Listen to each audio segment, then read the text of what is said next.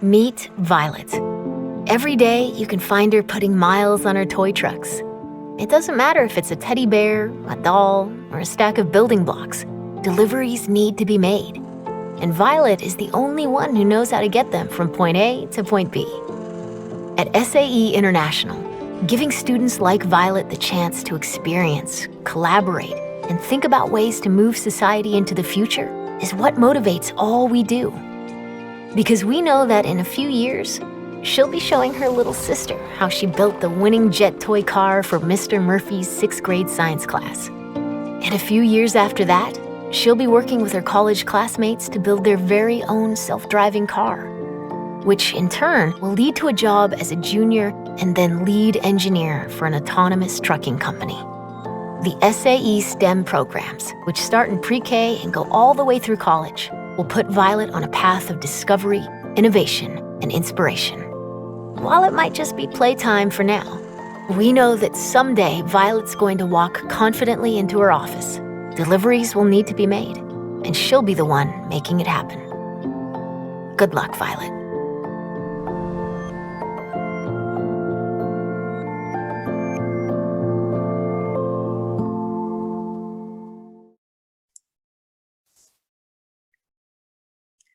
Hello and welcome. You are here today because you're looking to see the behind-the-scenes tour of a crash test.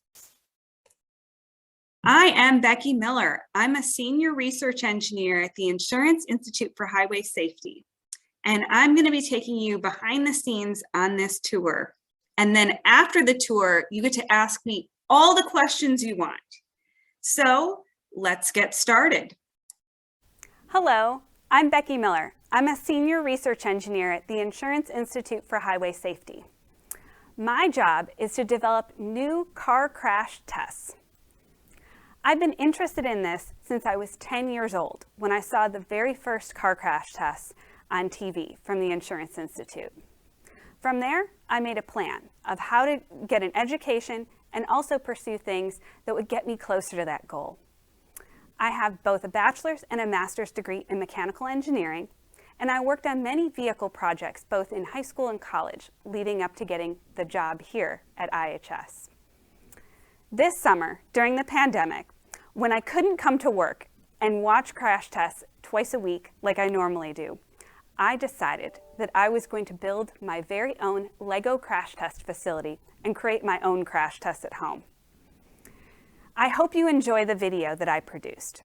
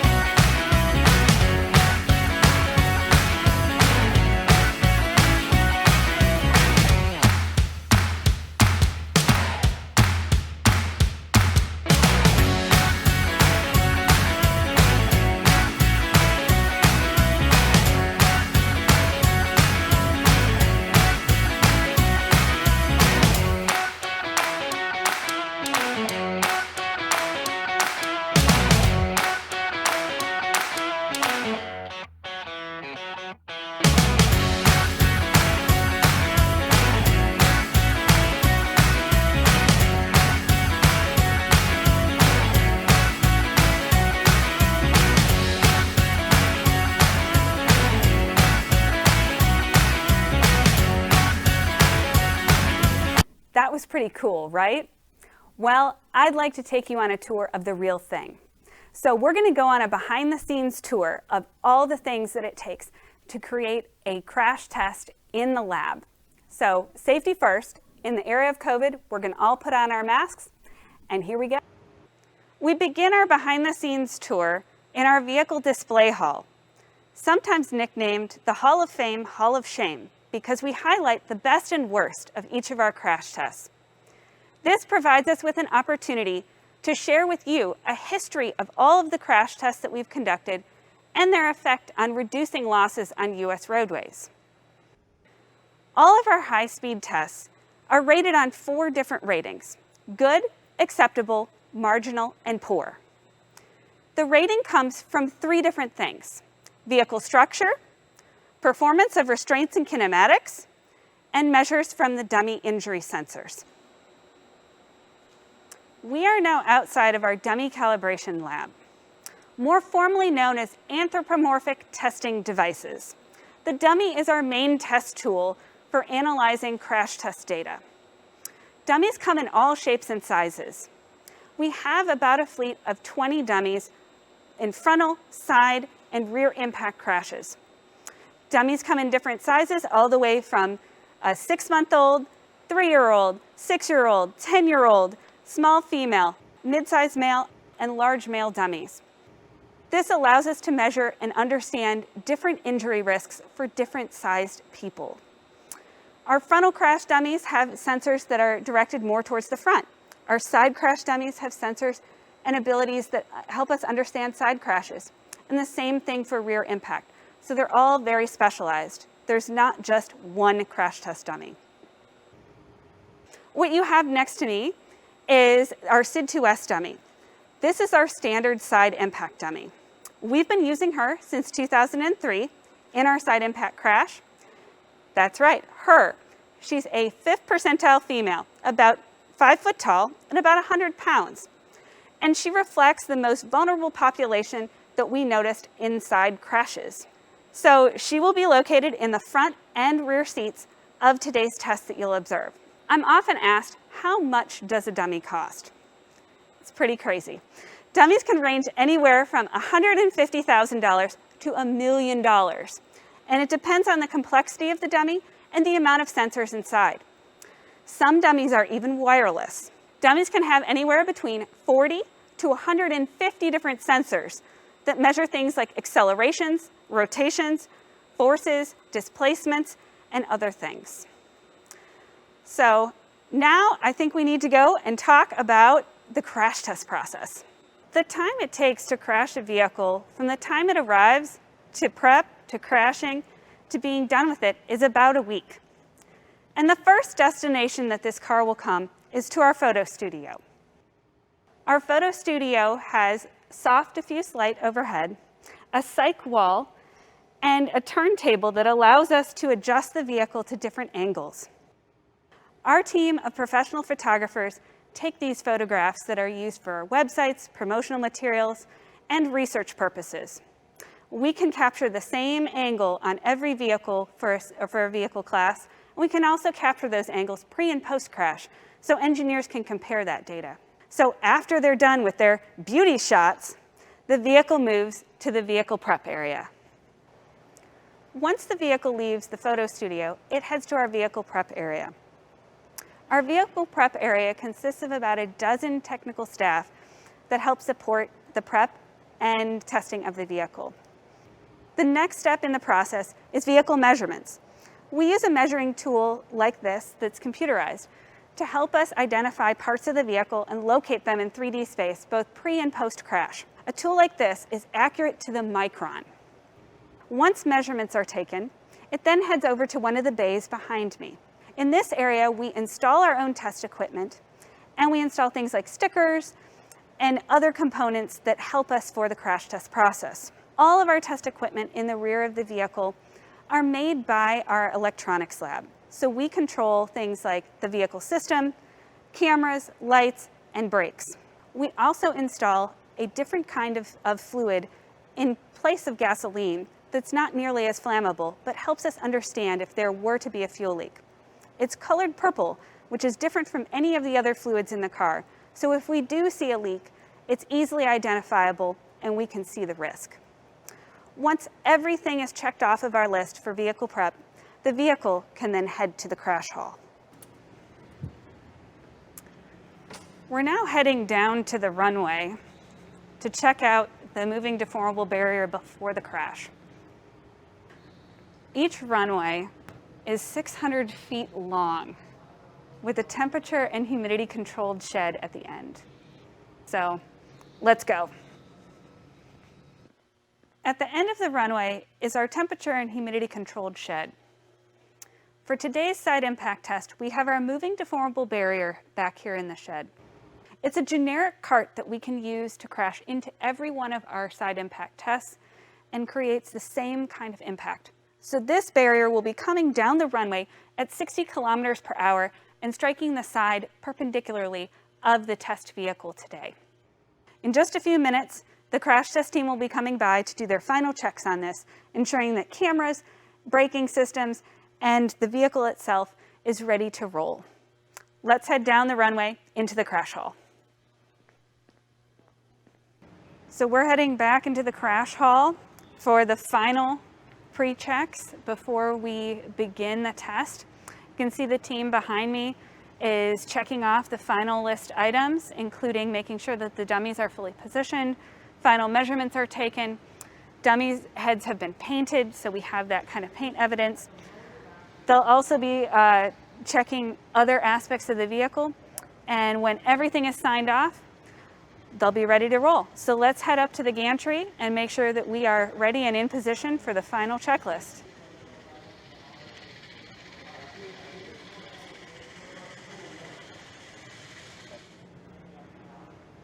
We're here in the gantry in the crash hall. We're waiting for the final countdown. In the meantime, I'm going to give you a few quick crash facts about our crash hall. We have 3 runways in our crash hall. We're able to run parallel crashes of 2 full-size pickups into each other at 50 miles an hour from these 2 runways.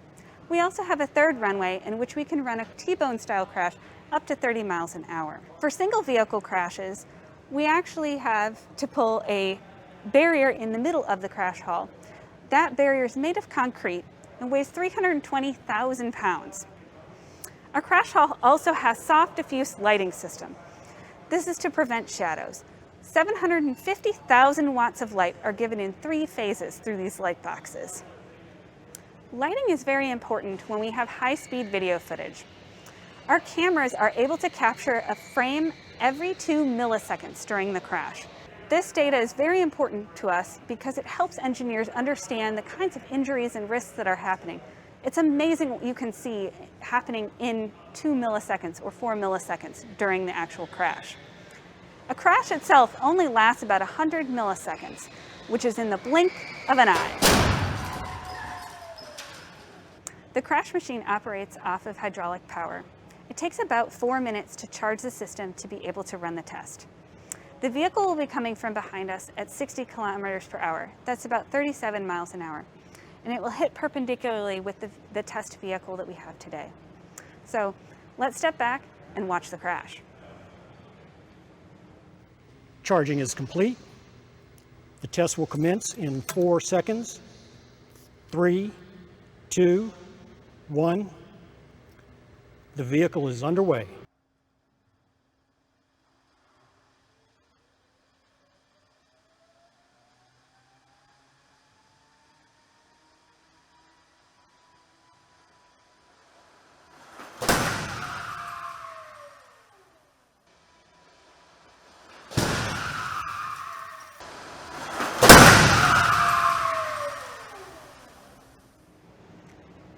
The crash test team is checking out the scenario right now. They're doing some initial measurements and observations and securing the facility so that we can then go down on the crash hall and take a closer look at the vehicle.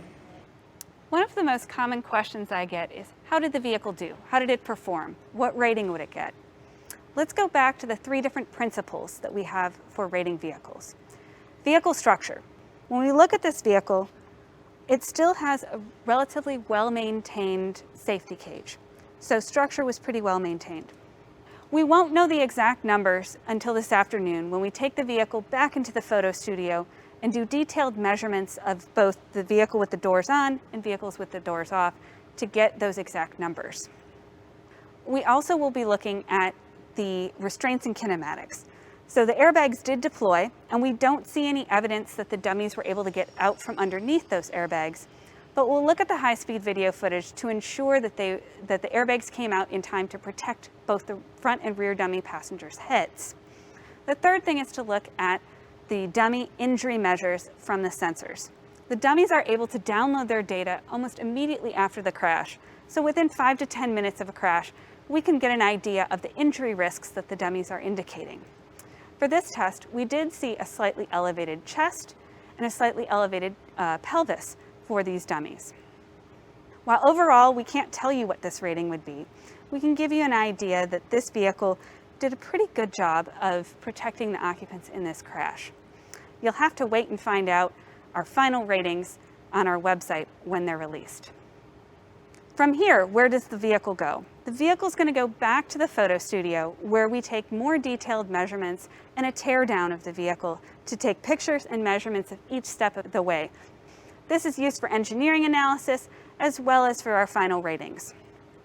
In a typical crash test, by the end of the day, we have all of the components necessary to create a draft rating for the manufacturer.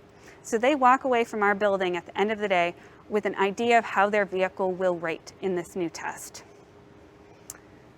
This brings us to the end of our behind-the-scenes tour at the Insurance Institute for Highway Safety's Vehicle Research Center crash test.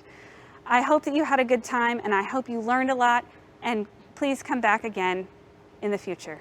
Thank you. We'd also like to mention that we have different science experiments on our website. If you go to classroom.iihs.org, we have different science demonstrations, hands-on STEM activities, and an IIHS behind-the-scenes content. So if you're interested in the things that you saw today, we have a lot more information specifically for kids on our website. And with that, I will now open this up for question and answer. And I'm here to answer any and all questions that you might have about crash testing, about being an engineer, and all the things related to that. So.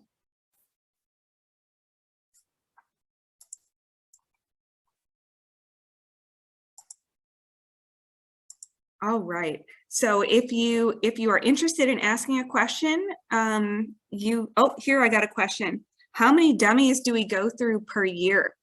So the dummies are actually the same dummies that have been there for like 20 years. The main parts, like the skeleton of the dummy and the skin of the dummy, stay the same. But there are a few parts that we have to replace either after every test or every couple of tests. And we have a team of dummy lab technicians that check each of the dummies before the test and after the test to make sure that everything is in working order. And if it's not, they have to order parts. So some of the most common things that we order are new necks for the dummies and new ribs. All right, we've got more questions. How can you ensure that a car company keeps the same safety equipment and doesn't change it after a facelift? Every time the vehicle changes, we ask manufacturers whether the vehicle has stayed the same or whether a new test needs to be done to keep the same rating or to ensure that the rating has stayed consistent. So we have a team of people that spend all their time monitoring over 170 different vehicle models and what's happening with those vehicle models every single year. Can you tell us why you chose mechanical engineering when you were in college and why you chose to get a master's?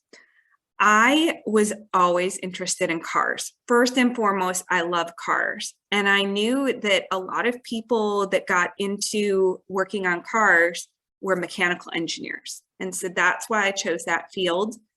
And And I decided to get a master's degree because I wanted to do more research, not just testing, but also developing like the next generation of crash tests. And I knew that if I had a little more classwork and a little more experience doing actual research projects, which is something that happens in grad school, that would help me get the job that I wanted with the experience that I had. What is the fluid that we put in place of gasoline? I believe it's a mineral spirit that we put in the car. And so it's kind of like, you know, like brush cleaners and stuff like that. Some of the cars will actually run for a little bit on that fluid, though most cars don't run that lean, so they can't use that fluid at all. We dye it specifically purple, as I mentioned in the video, because none of the other fluids in the car are purple. How many crash tests do we do in a year? We do somewhere around 50 to 70 full-scale crash tests per year. And that's a lot of cars that we're destroying per year. We typically test between $1 million and $2 million worth of vehicles per year. We don't pay for all of those vehicles. Many of them are sponsored by automakers, which means they pay us for the cost of their vehicles. But it's pretty amazing to think how much money we destroy per year. Have you seen vehicle safety improve while you've been working at IIHS? So yes, I have been there for 12 years now. And when I started, there were still some vehicles that didn't even have the head protecting airbags for side crashes. And today, virtually all vehicles have those head protecting airbags as standard. Some of the vehicles we also saw didn't have electronic stability control, which helps you from skidding out of control on icy roads or wet roads. And now all vehicles have that technology. We've seen huge improvements, even in just the last 10 years that I've been working on some of this research. And I am very hopeful that the new tests that we're developing will again help us see even fewer people being injured and killed on roads. What school did I go to for my master's, and do I recommend any specific schools? I went to the University of Wisconsin for my undergrad and Purdue University for my graduate school. Those are both Big Ten schools. They're both very highly rated in many ranking systems for engineering. But I recommend that you start looking at schools that both fit the kind of size and culture that you're interested in, that have engineering schools, and engineering schools that have research projects that are in automotive, if automotive is what you're interested in. So there's a lot of schools across the country that do automotive focused research. And you know, you can just look these up on the web and get an idea of what schools might be a good fit. How do we ensure that a car manufacturer is truthful when they run their tests themselves and send us the results? I know car manufacturers need to earn a good rating to be able to do it. We do audit testing. So yes, we trust that the information given to us is accurate and real, but we know that not everyone is always good about some of those things. And so for every few tests that we take data, we do an audit test. So we'll test the vehicle ourselves and check the data to make sure our data matches with their data. What does my company specifically do? That is a great question. So we are a nonprofit. We are not part of the government. We are not part of the manufacturers. We are completely independent, and we are a scientific and communications company. So it is my job to do good research with the money that I am given, and whatever the results are, we publish those results, whether it's controversial or not. And Our goal is to reduce the number of people that are being injured and killed in traffic crashes. And whatever we have to do, whatever we have to research to try to fix that problem. And one of the big, and I think most exciting parts of that problem is doing crash testing so that we can get vehicles themselves to be safer and have more safety technology inside of them. But we also look at people and how people act as drivers. And we look at roadways and how better roadways, better intersections, speed limits, and those kinds of things can also help, because we know we can't solve the problem without solving all of the parts of the problem.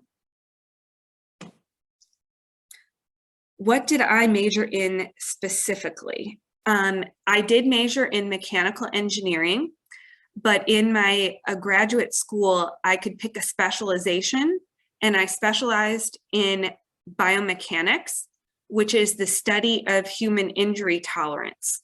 So I learned a lot about the forces it takes to break a bone or tear a ligament or cause those kinds of injuries.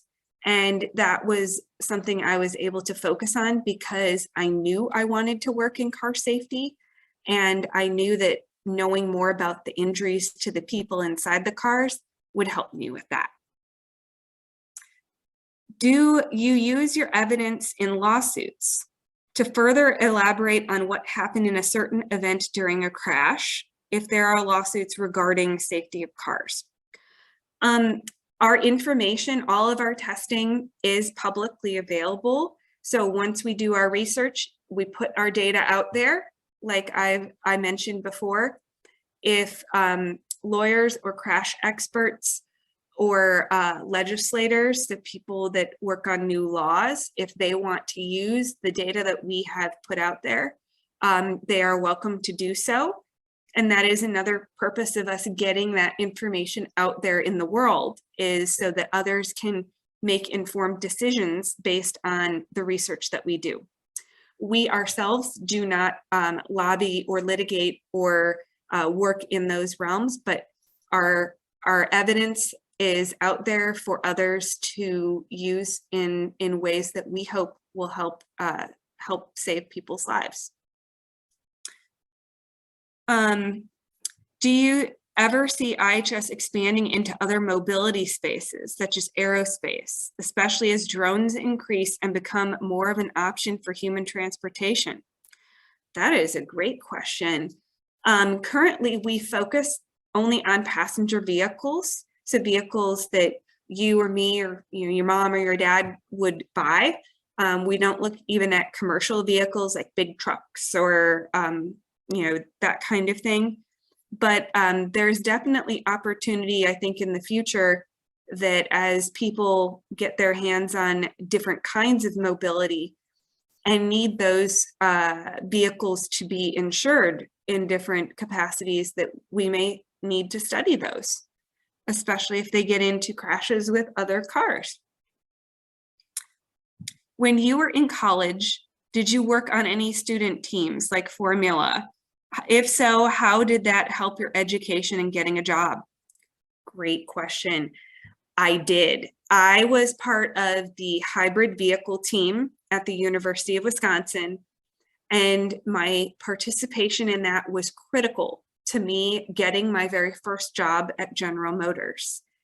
I was not just on the team, but I also worked into places of leadership within the team, which is something I highly recommend to students. So don't just be a part of Formula or a part of Baja, but take a leadership role. Be willing to put in the extra effort. Employers really want to see not just someone who can do the work, but can lead within those teams. And they were specifically recruiting people from my hybrid vehicle team that weren't just participants, but were leadership within that team structure. And so I was able to get an internship at General Motors, which put all of my career in motion. And without that, I would have just been one of thousands of resumes that apply to General Motors per year. So it's all about standing out. So not just doing the work and getting the grades, but being something, somewhat of an innovator, an advocate, showing real interest in your career. I understand that IIHS is currently in the process of testing rear seat safety. So does that mean most cars currently in the US don't have rear seat pretensioners and load limiters? And do you think the test may lead to rear seat airbags or inflatable seat belts? Yeah, the rear seat area is another area where not a lot of improvements have been made over the years. And because we're seeing improvements in other parts, it's becoming a bigger and bigger part of our problem. And so I have colleagues who have been researching for the last couple of years ways to improve rear seat safety. And our new test that will be coming out in the near future is definitely going to highlight the need for advanced technology to provide better protection for rear occupants, whether that's better seatbelt technology or better airbag protection for people sitting in that second and third rows of seat environments. Do you test off-terrain vehicles such as ATVs? We do not currently test those vehicles.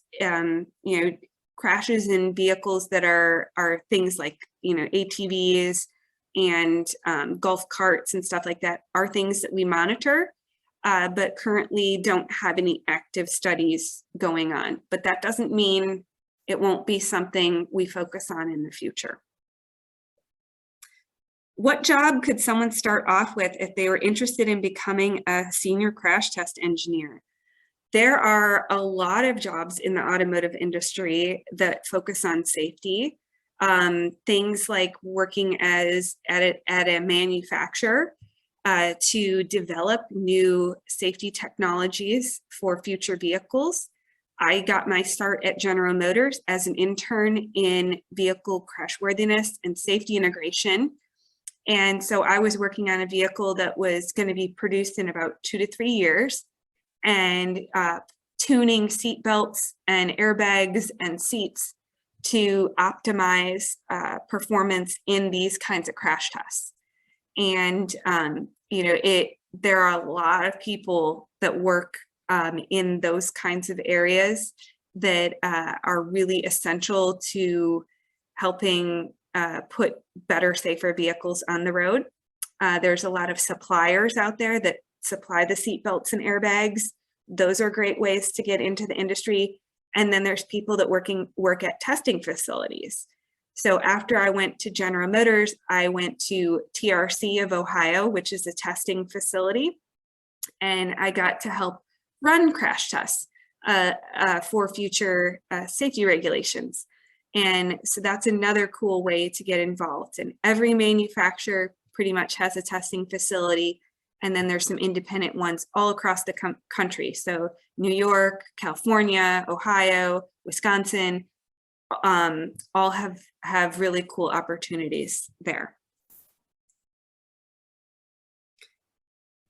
Are you able to evaluate the effect on crashes of new safety features like automatic braking?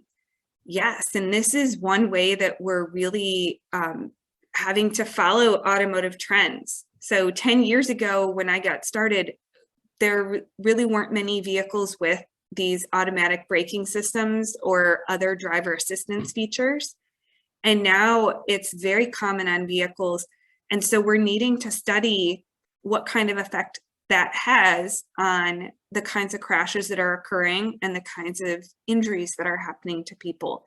And so that's a big focus. And as we have more autonomous vehicles on the road, with vehicles that have greater levels of autonomous driving, we're also going to need to study and understand how that affects what kinds of crashes go away and what kinds of crashes happen still, and what are some new challenges that we might have when people aren't as engaged with being an active driver.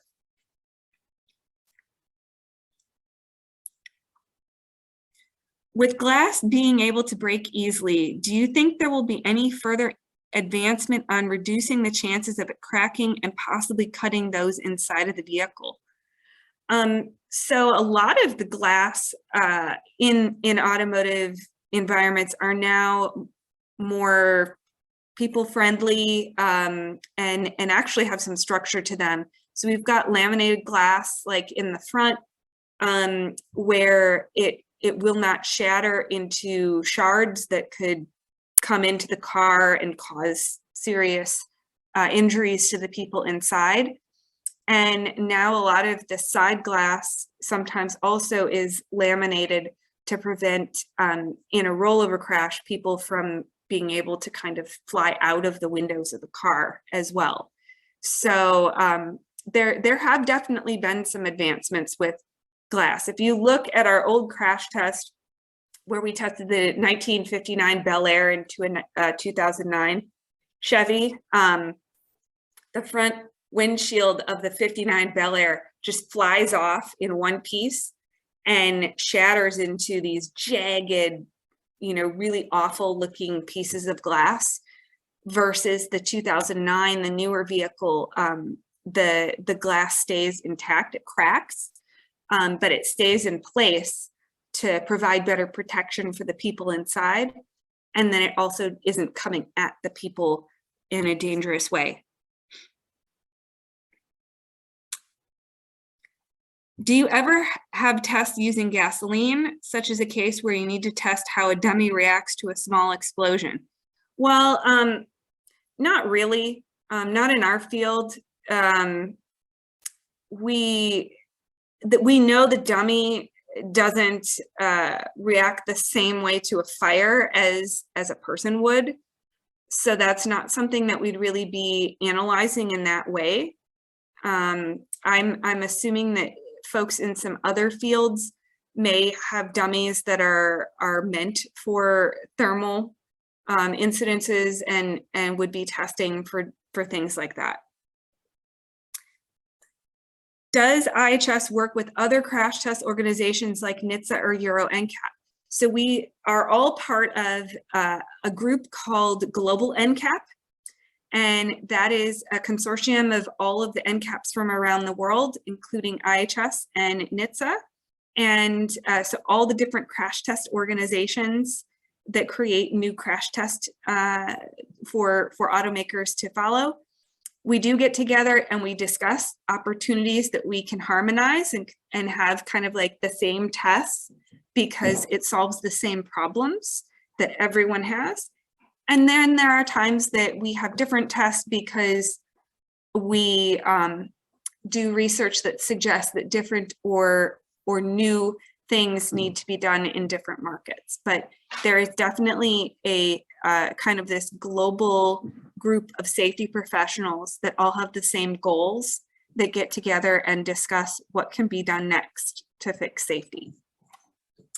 Do we offer internships for students? We do. You can go to our website. I think it's webmaster@ihs.org is the email that you can send generic inquiries to, and you can send your resume to that. We typically take resumes for internships in like January, February for that following summer. So if you are interested, we also typically want to take engineering students that have at least a good year or two of experience under their belt, but depending on the summer and your experience and our needs, we typically hire 1 or 2 interns per year. So, and many of our interns do end up staying on as full-time employees if we have a job opening after that. So, all right. We have hit the end of the questions. I'll let people think for a minute as I drink some tea. If anyone has any other questions about crash testing in general, questions about dummies. So the most expensive car we have ever tested was Maseratis. They were $100,000 a piece. and we destroyed 2 within the period of an hour. And so $200,000 of cars were destroyed within like a 15-minute time frame, and that was pretty cool. So what companies do you take cars from? So we try to have ratings for about the 92 to 98% of the vehicles that are sold to people in the US. And so we do not test things like Ferraris or Lamborghinis, but we also don't think that people buying Ferraris or Lamborghinis are particularly interested in safety. So we try to grab the big sellers, so things like, you know, Toyota Camrys, Honda Accords, those kinds of cars, because we know if we test those vehicles and there are changes that help save people, we're making the biggest difference. What do you think about the car companies skimping on safety equipment for other markets?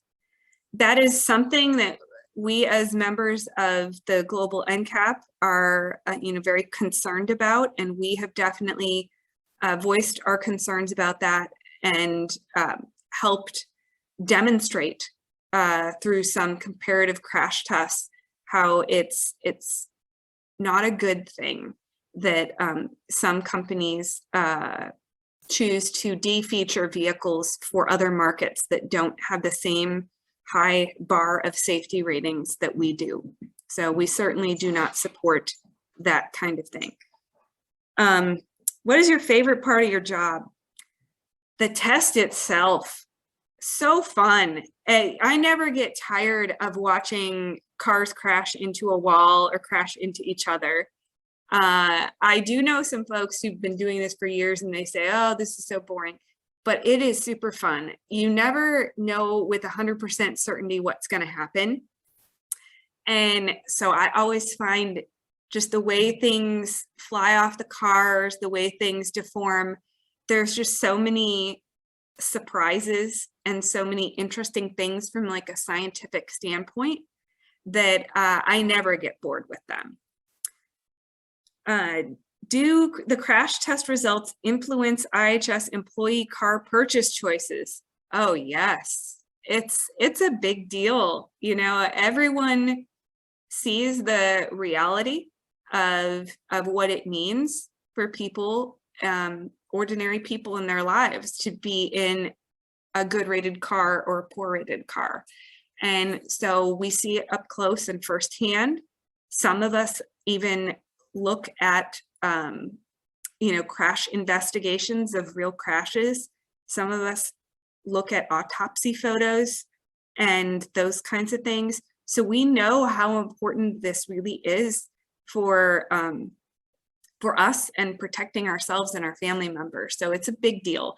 And usually people give each other a hard time if they're not buying a car that's on our top safety pick list. Is there a specific manufacturer that you favor and you always want them to do well? No, we want everyone to do well.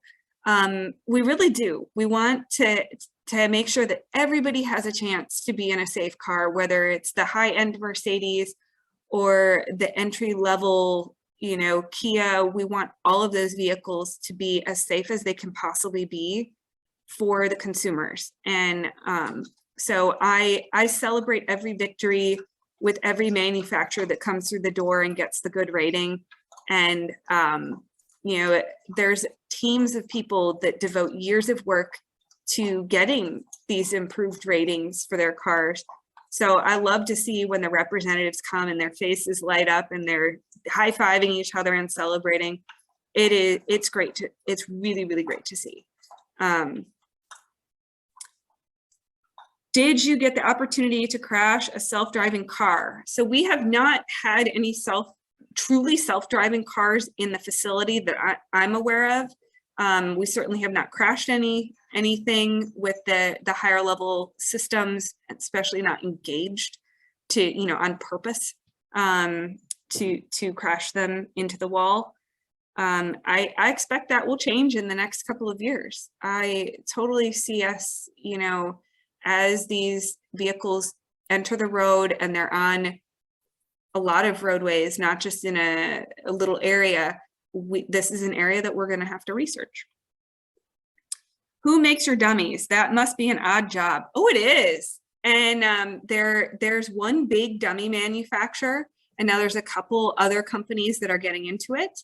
But there is one company that devotes all their time to developing new crash dummies, maintaining old crash dummies, and all of those things. Must be a very interesting job, I would think. That's a whole nother aspect of our industry that would be super cool to get involved in. How does SAE help me? SAE is a great professional organization to be part of. And I have met so many other engineers. I have gotten to learn about other people's experiences, other people's jobs, and just socialize with people and network. At my core, I am just really into automotive stuff. I'm into all things about cars, and I could talk about cars all day.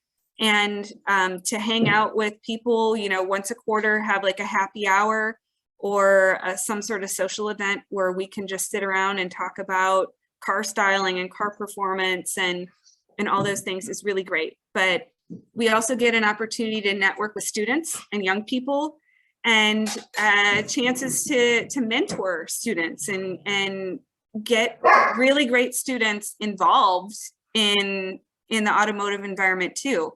And so that's another great reason to be part of our SAE organization. If you live in certain areas, like if you live in Detroit, like the section that we're here talking about today, they have a local chapter. And so you can get to know people in your local area and have these kinds of events that do outreach for students, that do networking with colleges, and then just networking with other professionals. That's really fun. So I've been an SAE member since I was in college, and I have gotten a lot out of it. It's really a great opportunity. And once you become a professional, usually your company pays for your membership. So it's, as a student, it's pretty cheap to be part of it. And I think the benefits are benefits to cost ratio, really, really high. And as a professional, like now I'm not even the one paying for it. So, but I get a lot out of it in terms of getting to know others in the industry and just having fun with other cool automotive folks. And it's expanding. It's part of like aerospace now. You know, all forms of mobility and transportation are part of the SAE International. And so I've gotten to know people that like work for FAA and some folks that work for NASA and those kinds of things. So a lot of cool opportunities to just hang with other people that have shared interests. So is the Hall of Fame and Shame available to be seen by the public? Officially not. We do sometimes have tours when we're not in COVID times. But most of the time, it is difficult to get into our facility, which is why we offer this kind of virtual tour to take you there. The Hall of Fame and Hall of Shame is mainly for our sponsors and other safety professionals to go through our history. What do you do with the cars when you are done crash testing? We sell them to a salvage yard, and the salvage yard guarantees that these cars will not be chopped up and put back on the road. So we make sure that they are parted out for, you know, non-essential parts, non-safety related parts, but they will never return to the road in a salvaged status.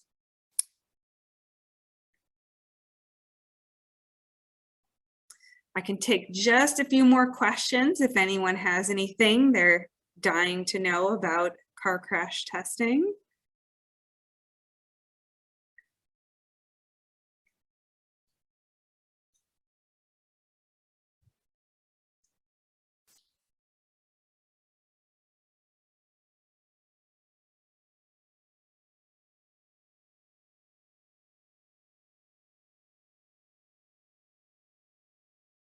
All right. In your testing experience so far, what was one of the most severe safety concerns that you report? We had one vehicle where the structure was so bad that the door frame, the front and the back of the door frame were almost touching each other. And, you know, there are some really sad situations like that. We really highlight the need for better, you know, safety measures be put in these cars, especially when they're family cars, things like major safety concerns that we observe in minivans or 3-row SUVs. And, you know, at the end of the day, it doesn't matter what kind of car it is, we want to make sure that we improve safety. But that was some of the most crazy, severe things that we've seen. Yeah.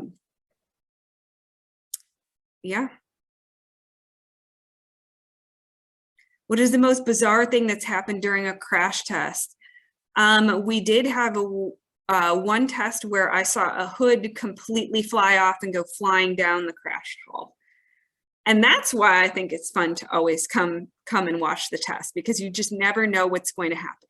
Now, luckily, it flew away from everyone. We stand behind the crash, so we're in a much safer place. But hadn't seen that one before, so that's kind of crazy.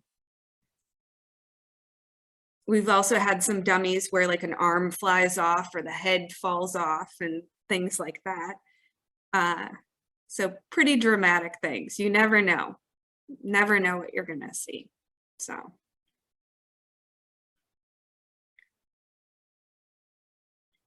Well, I think that pretty much covers it. Thank you everyone for attending this. I hope you really enjoyed the tour that I was able to give you. I hope you love the Lego video. I mean, who doesn't love Legos and crash testing? It's a great combination. And thank you all for sticking around for the question and answers. I hope that I was able to answer all of your questions, and feel free to reach out to me at my email address, bmueller@iihs.org. If you have any follow-up questions, even if you just want to know a little bit more about my education, how I got here, my background, some advice in that area. And again, thank you for joining us today. This was an event part of our SAE Detroit section. So thanks.